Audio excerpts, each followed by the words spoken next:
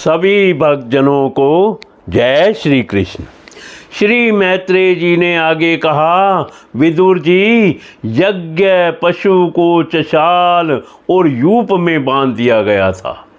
शक्तिशाली इंद्र ने घोर अंधकार फैला दिया और उसी में छिपकर वे फिर उस घोड़े को उसकी सोने की जंजीर समेत ले गए।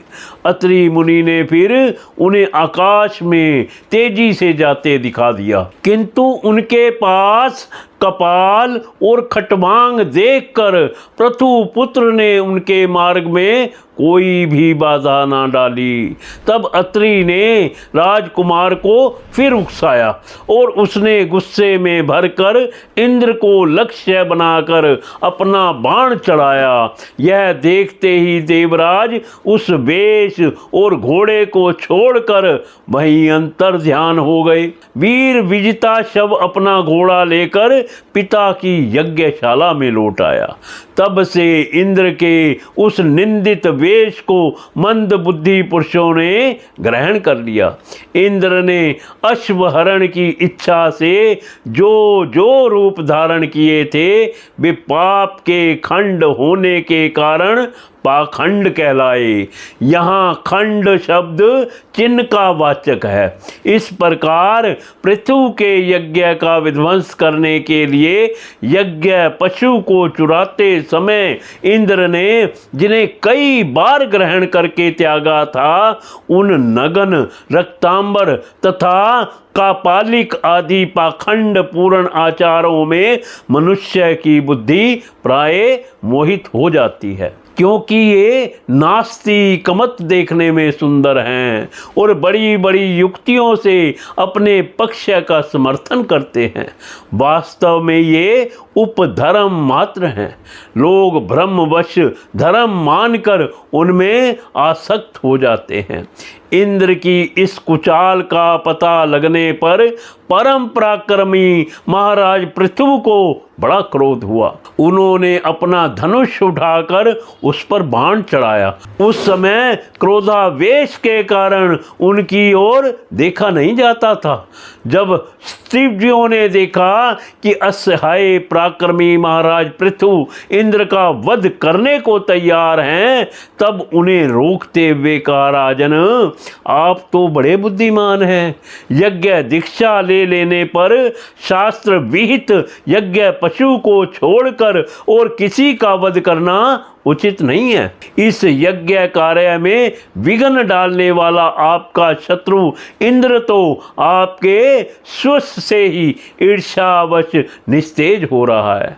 हम अमोघ आवाहन मंत्रों द्वारा उसे यहीं बुला लेते हैं और बलात् अग्नि में हवन किए देते हैं। विदुर जी, यज्ञमान इस प्रकार सलाह करके उसके याजकों ने क्रोध पूर्वक इंद्र का आह्वान किया।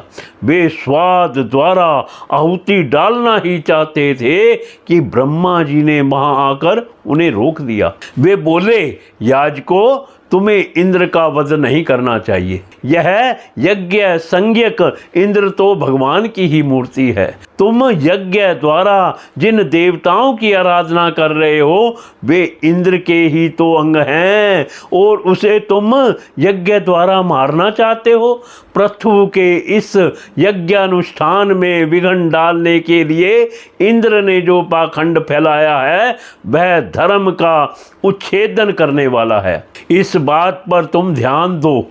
अब उससे अधिक विरोध मत करो, नहीं तो वह और भी पाखंड मार्गों का प्रचार करेगा। अच्छा, परम यशस्वी महाराज पृथु के 99 ही यज्ञ रहने दो। फिर राजश्री पृथु से कहा, राजन, आप तो मोक्ष धर्म के जानने वाले हैं, अतः अब आपको इन यज्ञानुष्ठानों की आवश्यकता नहीं है।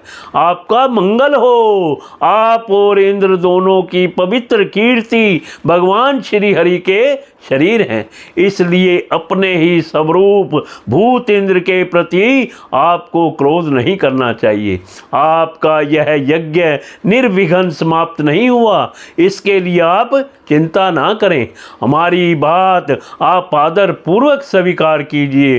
देखिए, जो मनुष्य विधाता के बिगाड़े हुए काम को बनाने का विचार करता है, उसका मन अत्यंत क्रोध में भरकर भयंकर मोह में फंस जाता है। बस इस यज्ञ को बंद कीजिए। इसी के कारण इंद्र के चलाए हुए पाखंडों से धर्म का नाश हो रहा है, क्योंकि देवताओं में बड़ा दुराग्रह होता है। जरा देखिए तो, जो इंद्र घोड़े को चुराकर आपके यज्ञ में विघ्न डाल रहा था, उसी के रचे हुए इन मनोहर पाखंडों की ओर सारी जनता खिंचती चली जा रही है।